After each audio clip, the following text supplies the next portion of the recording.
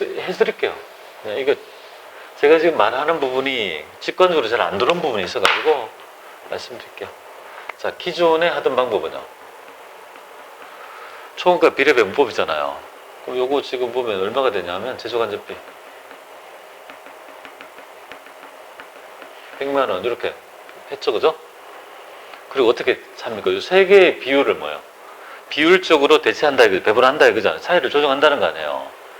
그럼 기존에는 제공품, 제품, 매출원가 여기가 비율이 0.2, 0.2, 0.6 이렇게 되죠. 기존에는 20만원, 20만원, 40만, 60만원 이렇게 했다고요. 요만큼이 뭐예요? 요만큼만 비용화되는 거잖아요. 다른 거는 자산을 올리는 거니까 비용화된 건 요만큼이잖아요. 그런데 이걸 어떻게 했다고요?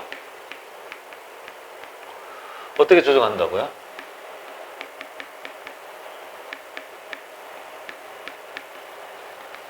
이렇게 되고 매출원가 조정법이잖아요. 이 금액을 전부 다 매출원가로 다 조정하겠다 이거죠. 뭐 기준은 매출원가로 뭐예요? 100만원 이렇게 하겠다는 거 아니에요. 그러니까 조정하면 요만큼이 비용화 될 거 아니에요. 그럼 차이가 얼마 나요? 40만원만큼의 비용이 증가하죠. 비용이 증가한다는 거는 이익 측면에서는 감소하는 꼴이니까 정답은 뭐예요? 1번이겠습니다.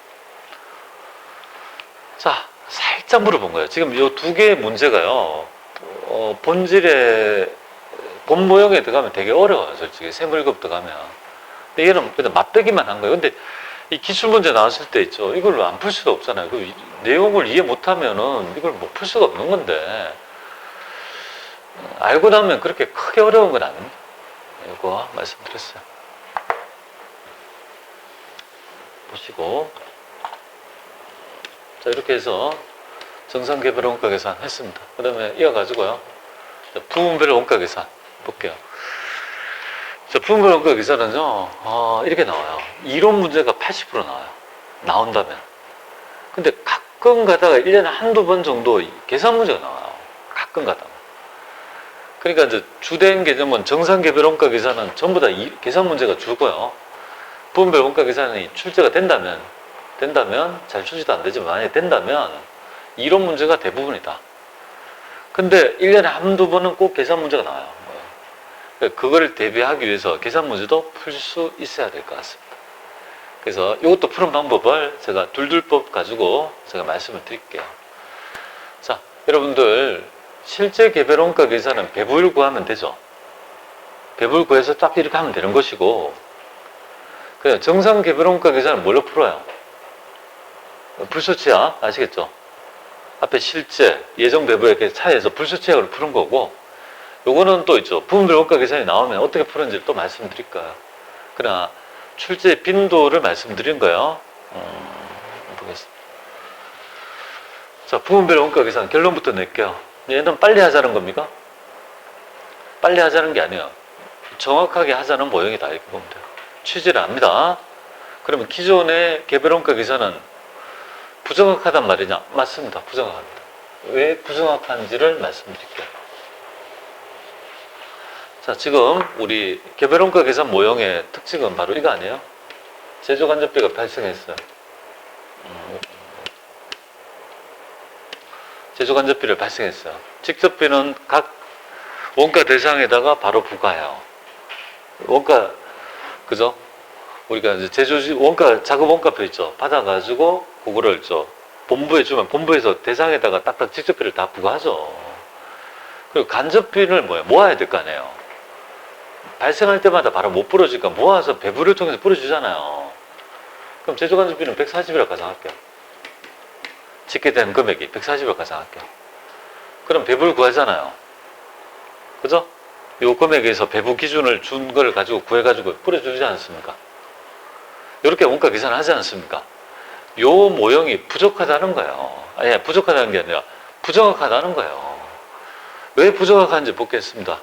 제조간접비 140 안에는요, 간접재료비, 간접노비, 간접경비, 임차료, 재산세 등등등 굉장히 공장, 그죠? 부서에 일하는 사무직 직원이랄지 공장, 제조부서에 일하는, 그저, 우리, 관리부 직원들 있지 않습니까? 공장에 일하는. 그것도 다 제품을 위한 원가지 않습니까?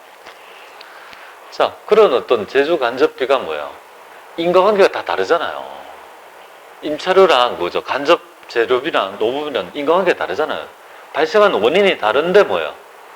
이거를 한 방에 다 때려가지고 집계해서 뭐예요? 획일적인 기준 하나를 정해서 이제 배부한다는 자체가 뭐예요? 부정확성을 내재하고 있다 이렇게 보면 돼요. 그렇지 않습니까? 이거랑 비슷해요. 면접을 여러분들이 1차 면접 보는 것보다는 3차 면접을 보면 더 좋은 사람을 뽑을 수 있는 거 아니겠습니까? 그죠? 예, 그러니까 옛날에 제가 회사 다닐 때 제가 인사과정을 한 적이 있어요.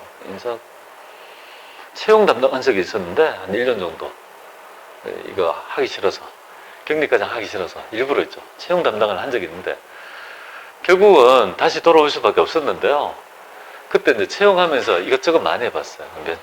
할 때 뭐, 그죠? 뭐, 블라인드도 해보고 또 토의 있잖아요. 굉장히 민감한 주제를 둬서 서로 뭡니까? 그러니까 어떻게 서로의 의견을 듣고 경청하는지 뭐 이런 걸 다 봤어요. 그때, 그죠? 사람 면접 볼 때 있죠. 채용할 때 제일 처음에 뭐, 볼 때 면접표 중에서 이 사람이 어떻게 인사를 하는지 봐요. 처음에 들어왔을 때 그걸 점수가 있어요. 기업의 문화는요, 인사가 되게 중요해요. 그래서 여러분들 직장 생활 해본 분 있어요. 인사만 잘해도 인사고가 좋아요. 그게 버릇이 돼야 돼. 내 몸에서 그죠? 항상 버릇이 돼야 된다고. 그래서 이제 거기에 보면 여러 가지 그죠? 면접 요소가 있잖아요. 그리고 이제 1차 면접 보면 뭐예요? 그 다음에 이제 토론을 주는 거예요. 근데 우리나라 사람의 특징이 뭐냐면 토론을 하라고 주잖아요. 어떤 주제를. 우리나라 사람은 토론하는 게 아니라 싸워요. 그죠? 그러니까 토론에 토론을 많이 안 해봤어요. 그러니까 되게 서툴러요. 토론을 하라고 했지 싸우는 거예요. 자기 뭐 주장 이제 거기서 다 나와요. 그리고 또 안 돼서 마치고 맥주도 먹여봤어요.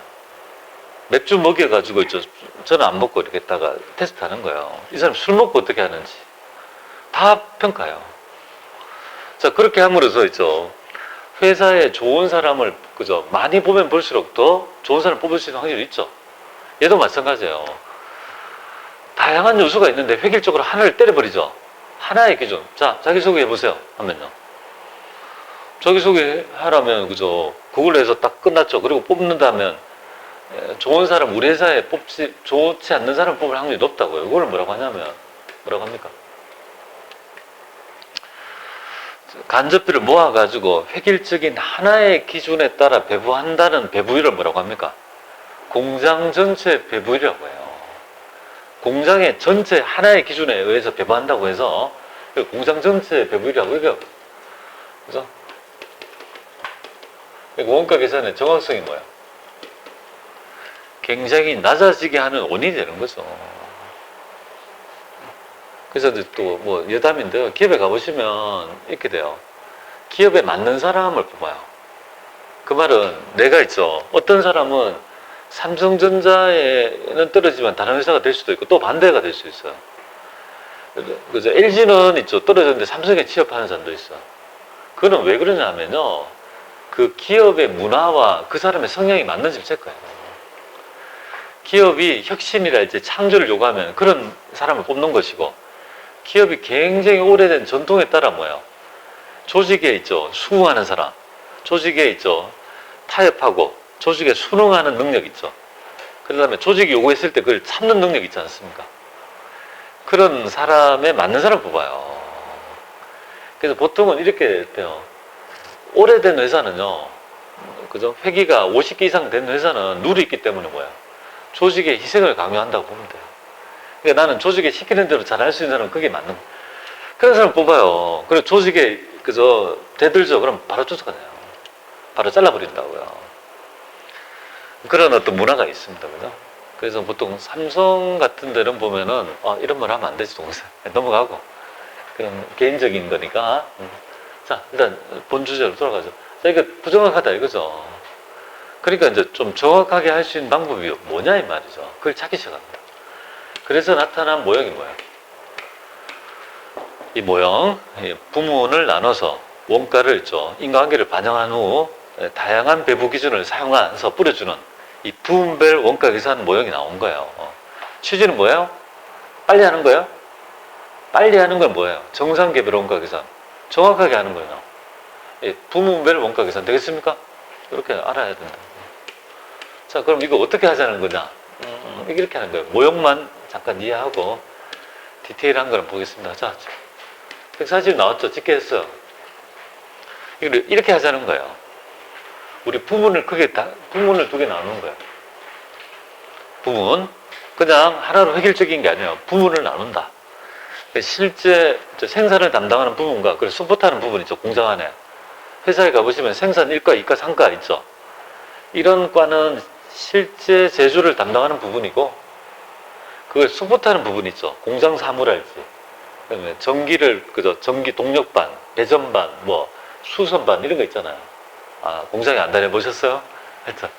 그 서포트하는 부서가 있다고요. 그럼 이 보조 부분이나 제조 부분이나 전부 다 제품을 만들기 위한 원가가 들은 부서라고요. 그러면 이 부분을 크게 나누자. 딱 나눠서 어떻게 해요? 제조 부분에 있죠. 두 개라 하고 보조 부분 두 개 많이 있을 수 있는데 모형은 너무 복잡하기 때문에 두 개만 있다고 보통 모형을 설계해요. 그럼 첫 번째 단계 모았죠. 140을. 부분이 4개잖아요. 보조 부분 2개, 제조 부분 2개잖아요. 그 부분별로 발생한 장소 있잖아요. 이 제조 간접비. 140을 펼쳐요. 원장을 펼쳐가 쭉 보고, 전기료 듣네? 전기료. 전기료는 어디서 청구한 거예요? 동력부서에서 청구한 거죠. 물론 얘가 사용한 건 아니지. 전기료를 얘가 사용한 겁니까? 아니죠. 다른 데서 사용해서 뭡니까? 여기서 계량기가 여기 있으니까 발생이 여기서 한 거잖아요. 그래서 발생 장소별로 집계를 하는 거예요. 여기 20만. 그리고 쭉 간접비 원장을 보니까 수선비가 있더라. 그죠? 그럼 수선부는 누가 청구했습니까? 수선부에서 청구한 거 아니겠습니까? 돈. 그 돈 집계를 한 30만. 근데 수선부에서 자기가 수선할 때 돈 들어간 게 아니고 다른 부서에서 수선을 의뢰해서 나간 돈이 30이잖아요. 그죠? 이렇게 하고 이거와 똑같은 계정으로 40, 50 이렇게 배분하는 거예요. 그럼 140을 예전에는 뭐예요? 획일적인 하나의 기준, 공장 전체 배분율로 해서 뿌려줬다면 지금은요? 1단계가 뭐죠? 집계된 거를 발생 장소별로 뭐예요?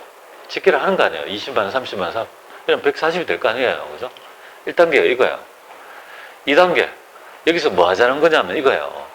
인과관계라는 게 뭐죠? 원인과 결과 아닙니까?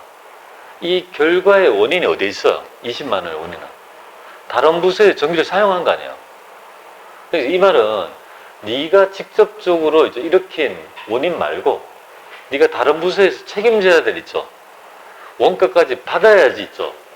그러면 인과관계를 더 높이니까 원가 계산이 정확해진다는 말이에요. 길어 가요.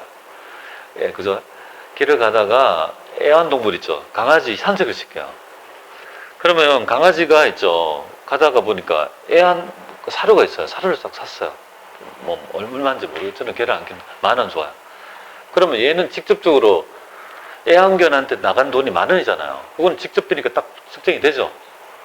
그죠? 근데 얘가 산책을 하다가 사료를 너무 많이 먹었는지 개사료를 너무 많이 먹어서 똥을 샀어요. 그럼 똥은 누가 치워야 돼요? 개준이 치워야 되잖아요. 그러니까 아니나 다를까 거기에 똥 치우는 장비가 있더라고요. 그죠? 그 똥 치우는 비용까지를 같이 더해서 인과관계를 반영해야 된다 이거죠. 그래야 원가 계산이 정확해진다고 보는 거예요.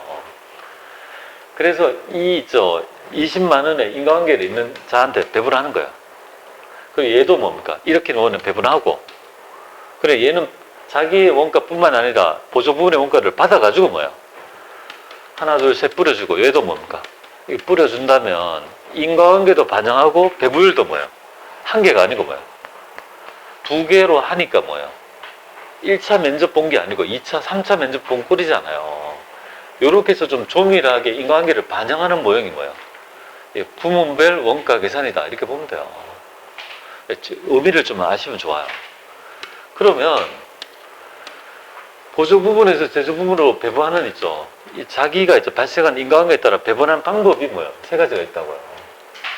이 3가지의 특징이 이론 문제에서 나와요. 만약 이런 문제만 나온다면요, 이거 지금 강의가 끝 되겠습니다. 한번 끝 돼요. 자, 그래서 이 세 가지 방법이 뭐예요? 직접 배분법, 단계 배분법, 상호 배분법. 이 세 가지 방법이 있다. 이렇게 보면 돼요. 물론 이 중에서 직접 배분법은요, 최고 간편한 방법, 최고 무식한 방법. 이거요, 벽이 될 거고. 단계 배분법은요, 약간 살짝 그죠, 걸쳐 있는 거예요. 얘는요, 상호 배분법은 완벽하게 뭡니까? 상호 간의 모든 것들을 반영해서 배분하는 방식이니까 계산의 정확성은 뭐가 됐습니까? 상호 배분법이 당연히 뭐예요? 인간계를 다 반영하니까 다 좀 뭐예요? 가장 정확할 거고, 그 다음에 단계 배분법, 최고 무식한 직접 배분법이 될 건데, 계산 문제는 여러분 시험 문제 이렇게 나와요. 두 문제. 이건 안 나오고, 그죠? 두 개가 출제가 됩니다. 세무 2급에서는 예, 단계 배분법, 회계 1급에서는 직접 배분법 이렇게 나오니까 우리는 단계 배분법까지는 있죠. 계산을 할 수 있어야 돼요. 가끔 나오니까. 자, 그러면 우리 한번 여기 있죠. 요 모형을 가지고 있죠. 요 모형 가지고 세 가지의 모형, 세 가지 아니고 계산은 두 가지 말 겁니다. 두 가지 모형을 같이 학습해 보도록 할게요. 자, 보통 시험에서는요, 보조 부분이 앞에 오고 제조 부분이 뒤에 와요. 그런데 얘가 이거 바뀔 수도 있어요. 알겠죠?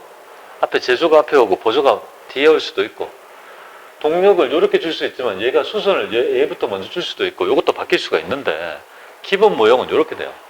90%는 이렇게 나와요. 보조 부분이 앞에 오고 뒤가 뭐예요? 그죠? 예, 제조 부분이 온다. 이렇게 보시면 되겠습니다. 그러면 이해를 돕기 위해서 네 가지를 조금 좀 해보자.